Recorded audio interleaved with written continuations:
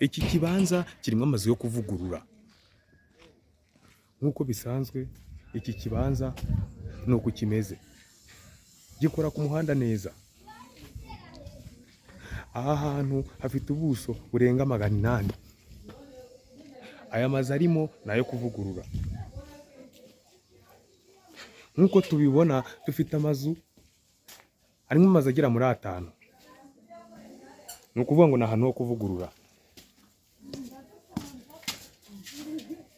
Aha hantu hafite ubuso bugera muri 800 burenga. Hafite ubuso 800 burenga. Uramutse uharebye hakora ku mihanda 2. Nk'uko tubibona ni ahantu heza. Aha hantu wahubaka amapartema cyangwa ibindi washaka kuhashyira.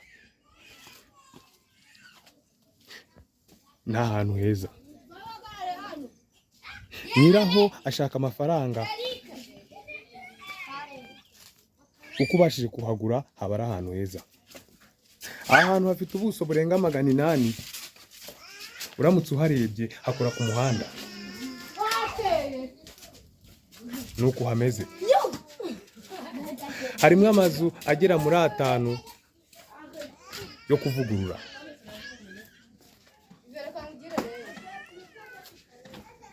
Hafite ubuso bugera muri 800 ndetse n'amazu 5 yo kuvugurura.